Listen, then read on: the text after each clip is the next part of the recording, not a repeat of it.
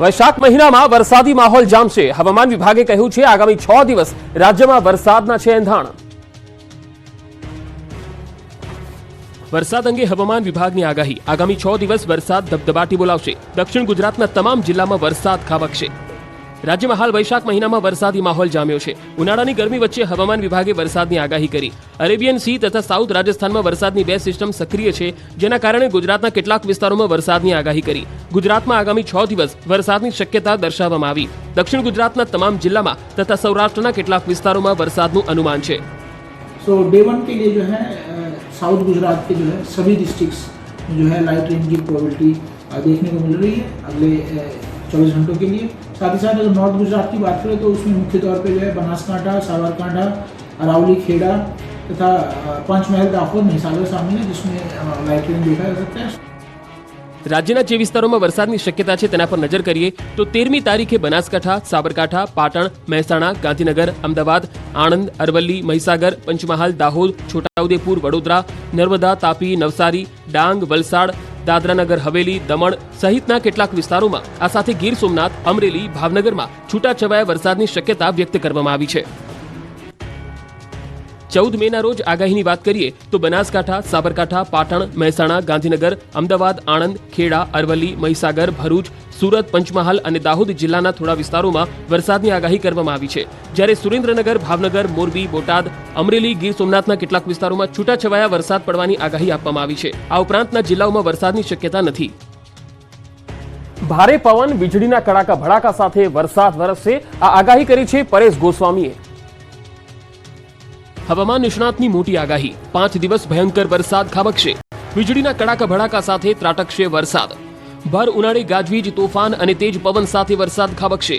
આ આગાહી કરી છે હવામાન નિષ્ણાત પરેશ ગોસ્વામીએ. આગામી દિવસોમાં રાજ્યના મોટાભાગના વિસ્તારોમાં ચોમાસા જેવો વરસાદ ખાબકવાની આગાહી કરી છે. 16 મે સુધી રાજ્યના અનેક ભાગોમાં આકાશી આફત તોડાઈ રહી છે. ગોસ્વામીએ કહ્યું કે પ્રી મોન્સૂન એક્ટિવિટીના ભાગરૂપે રાજ્ય પર માવઠાનો માર પડશે. પ્રી મોન્સૂન એક્ટિવિટીના ભાગરૂપે હશે અને આ વરસાદની અંદર ભારે ગાજવીજ અને પવન સાથે તોફાની વરસાદો પડે તેવી શક્યતાઓ છે. ખાસ કરીને આજે 12 મે થી લઈ અને 16 મે 2024 સુધી આ રીતે વરસાદની શક્યતાઓ રહેલી છે. દક્ષિણ ગુજરાત સહિત રાજ્યના મોટાભાગના વિસ્તારોમાં વાતાવરણ પલટાય તેવી શક્યતા છે. આગામી દિવસોમાં વરસાદની તીવ્રતામાં વધારો થતો જશે. ભર ઉનાળે રાજ્યના મોટાભાગના વિસ્તારોને માવઠું ગમરોડશે. આવતીકાલે 13 મે 2024 થી આ જે વરસાદની જે તીવ્રતા અને વિસ્તારો છે એમાં વધારો થતો જશે. 13, 14, 15 અને 16 આ 4 દિવસ છે. આ 4 દિવસ દરમિયાન રાજ્યના મોટાભાગના વિસ્તારોને આવરી લેશે. આ તરફ દાહોદમાં પડેલા કમોસમી વરસાદે એપીએમસીમાં પડેલા અનાજને પલાળી નાખ્યું. અચાનક જ વરસાદ ખાબકતા અનાજની બોરીઓ પાણી થઈ. ગુજરાતમાં સક્રિય થયેલી સાયક્લોનિક સર્ક્યુલેશનની અસર દાહોદ જિલ્લામાં પણ જોવા મળી. ગઈકાલે દાહોદ નગરમાં એકાએક ધોધમાર વરસાદ ખાબક્યો. ધોધમાર વરસાદમાં એપીએમસી દાહોદ ખાતે ખુલ્લામાં મૂકેલા અનાજને ખૂબ મોટા પ્રમાણમાં નુકસાન થયું. રાજ્યમાં આગામી દિવસોમાં કમોસમી વરસાદની આગાહી છે, ત્યારે દાહોદમાં ચોમાસા જેવો વરસાદ ખાબક્યો. વરસાદી વાદળો ઘેરાતા દાહોદ એપીએમસી દ્વારા વેપારીઓને વોટ્સએપ દ્વારા જાણ કરવામાં આવી હતી, જેમાં ખુલ્લામાં મૂકેલા અનાજને સલામત સ્થળે ખસેડવા જણાવાયું. પરંતુ વેપારીઓ પોતાનો માલસામાન ખસેડવાની કામગીરી હાથ ધરે તે પહેલા જ ભીષણ ગરમી બાદ અચાનક વરસાદ થયો. એપીએમસીમાં ખુલ્લામાં મૂકેલ અનાજ ઉપર તાડપત્રી ઢાકે તે પહેલા જ ભારે પવન સાથે ધોધમાર વરસાદ વરસ્યો. ખુલ્લામાં પડેલા ઘઉં, ચણા, સોયાબીન, મકાઈ, કણબી અને કઠોળને મોટા પાયે નુકસાન થયું. દાહોદ એપીએમસી સમગ્ર ગુજરાતમાં મોટું અનાજ માર્કેટ હોવાથી અહીં અત્યારે ચાલુ સિઝનમાં પુષ્કળ અનાજની આવક થઈ રહી છે, જેથી વેપારીઓ દ્વારા અનાજ મૂકવાની જગ્યા નહીં હોવાથી ખુલ્લામાં અનાજ મૂકવાની ફરજ પડી હતી. પંથકમાં ઓચિંતા પડેલા વરસાદને કારણે વેપારીઓનું તો નુકસાન થયું જ, સાથે સાથે ખેતરમાં ઉભેલા પાક જેવા કે મગ, સોયાબીન, ઘઉં, મકાઈ, કેરી, લીંબોડી સહિતના પાકને પણ ભારે નુકસાન પહોંચતા ખેડૂતો પણ ચિંતિત બન્યા. મહાકાય મચ્છુ 2 ડેમ ખાલી કરવાનું શરૂ. પાણી નદીમાં છોડાતા 34 ગામને એલર્ટ કરાયા. ભર ઉનાળે મચ્છુ 2 ડેમમાંથી ધસમસતા પાણી વહેતા થયા. મચ્છુ 2 ડેમના દરવાજા ખોલાતા જ ડેમમાંથી પુષ્કળ પ્રમાણમાં પાણી છૂટ્યું. મોરબીના મચ્છુ 2 ડેમમાં 5 દરવાજા રિપેર કરવાના હોવાથી ડેમનું પાણી નદીમાં છોડવાનો સિંચાઈ વિભાગ તરફથી નિર્ણય કર્યો હતો. મોરબીની જીવાદોરી સમાન મચ્છુ 2 ડેમના રિપેરિંગ અને ગેટ બદલવાની કામગીરી કરવાની હોવાથી ડેમના 2 દરવાજા 2 ફૂટ ખોલવામાં આવ્યા. ડેમના દરવાજા ખોલાતા જ ડેમમાંથી 1400 ક્યુસેક ધસમસતું પાણી વહી નીકળ્યું. ડેમમાંથી નદીમાં પાણી છોડાતા મોરબી તાલુકાના જોધપર, લીલાપર, ભડિયાદ, ટીંબડી, ધરમપુર, રવાપર, અમરેલી સહિતના કુલ 34 ગામોને એલર્ટ કરાયા છે. આ 34 ગામના કાંઠા વિસ્તારને સંપૂર્ણ ખાલી કરી દેવાયો અને નદીના પટ વિસ્તારમાં રહેતા લોકોને પ્રશાસને સલામત સ્થળે ખસેડી દીધા. આ તરફ મોરબીના બેઠા પુલ પરથી વાહન વ્યવહાર બંધ કરી દેવાયો છે.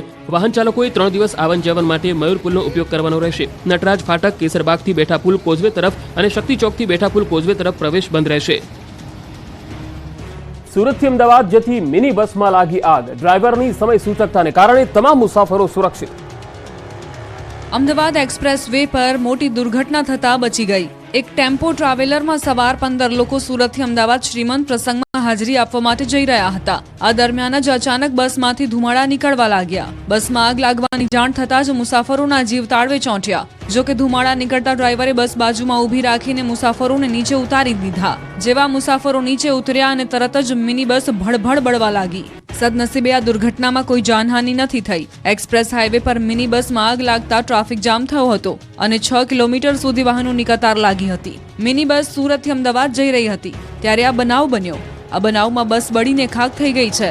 દ્રશ્યોમાં જોઈ શકાય છે કે બસમાં ભીષણ આગ લાગ્યા બાદ બસ જાણે કે હાડ પિંજર બની ગઈ. ફાયરની ટીમે ઘટના સ્થળે પહોંચીને બસમાં લાગેલી આગને કાબૂમાં લીધી. પ્રાથમિક અનુમાન પ્રમાણે શોર્ટ સર્કિટના કારણે આગ લાગી હોઈ શકે. આ દુર્ઘટનાના કારણે અનેક વાહન ચાલકોને હાલાકીનો સામનો કરવો પડ્યો હતો. રાજ્યના અલગ અલગ વિસ્તારોમાં આજે આગની ઘટનાઓ બની. દાહોદમાં ટ્રાન્સફોર્મરમાં ભડાકા થયા. દાહોદમાં MGVCL ટ્રાન્સફોર્મરમાં અચાનક આગ ભભૂકી ઉઠતા અફરાતફરી મચી ગઈ. આગ લાગતા ટ્રાન્સફોર્મરમાં જોરદાર ભડાકા થયા હતા. આગ લાગતા ગોદી રોડ પરના વિસ્તારમાં વીજળી પણ ગુલ થઈ ગઈ. ટ્રાન્સફોર્મર સળગી જતા આસપાસના વિસ્તારમાં અંધારપટ છવાયો. વીજળી ગુલ થઈ જતા આખી રાત લોકો ગરમીમાં શેકાયા. આ ઘટનાની જાણ થતાં MGVCL દ્વારા તાત્કાલિક સ્થળ પર પહોંચી સમારકામ હાથ ધરાયું હતું. મોબાઈલ રાખનારાઓ માટે સાવચેતીરૂપ ઘટના દાહોદમાં બની. દાહોદમાં બનેલો એક બનાવ તમામ માટે ચેતવણીરૂપ કિસ્સો છે. એક વ્યક્તિનો મોબાઈલ અચાનક સળગી ઉઠ્યો. બેગમાં મૂકેલો મોબાઈલ અચાનક સળગ્યો. આગ લાગતા ગભરાયેલા યુવકે તાત્કાલિક મોબાઈલ બેગમાંથી કાઢીને ફેંકી દીધો હતો. જે બાદ આસપાસના લોકોએ પાણી છાંટીને આગ પર કાબુ મેળવ્યો હતો. ચારધામ યાત્રામાં ભયંકર ટ્રાફિક જામ. વાહનોનો ખડકલો થયો. ગુજરાતના કેટલાક પ્રવાસીઓ પણ ટ્રાફિકમાં ફસાયા. બદ્રીનાથ ધામના કપાટ ખુલતાની સાથે જ ઉત્તરાખંડના તમામ 4 ધામ કેદારનાથ, યમુનોત્રી અને ગંગોત્રીની યાત્રા શરૂ થઈ ગઈ છે. પહેલા જ દિવસે કેદારનાથમાં રેકોર્ડ સંખ્યામાં 32,000 શ્રદ્ધાળુઓ આવ્યા હતા. આ દરમિયાન યાત્રાના પહેલા જ દિવસે યમુનોત્રી જતા શ્રદ્ધાળુઓની ભારે ભીડ જોવા મળી. દહેરાદૂન યમુનોત્રી જતા માર્ગ પર ટ્રાફિક જામ થઈ જતા વાહનોનો ખડકલો થયો. ભરચક ટ્રાફિકમાં ગુજરાતના કેટલાક પ્રવાસીઓ પણ ફસાયા. દહેરાદૂનથી યમુનોત્રી જતા માર્ગ પર યાત્રીઓ ભરેલા વાહનો રોકવામાં આવ્યા હતા. યમુનોત્રીમાં ભારે ભીડ ઉમટી પડતા યાત્રીઓને અધવચ્ચે રોકવામાં આવ્યા હતા. 40 થી 50 બસ અને ટેમ્પો ટ્રાવેલ્સ ફસાઈ જતા લોકો અટવાઈ ગયા. જો કે લોકલ વાહનોની અવરજવર પર કોઈ રોક નથી. યમુનોત્રીમાં ટ્રાફિક વધતા યાત્રીઓને હાલાકી પડી રહી છે. જો કે તંત્રએ કહ્યું કે ધીમે ધીમે વાહનોને આગળ જવા દેવામાં આવી રહ્યા છે. ધીમે ધીમે રસ્તો ક્લિયર થઈ જશે. મહત્વનું છે કે યમુનોત્રી ધામના કપાટ ખુલ્યા બાદ મંદિરથી લઈને 2 કિલોમીટર સુધી માર્ગ પર ચારે તરફ શ્રદ્ધાળુઓની ભીડ જોવા મળી. પોલીસ અને પ્રશાસને ભીડને કાબૂમાં કરવા પ્રયાસો કર્યા, પરંતુ સ્થિતિ એવી હતી કે 4-4 કલાક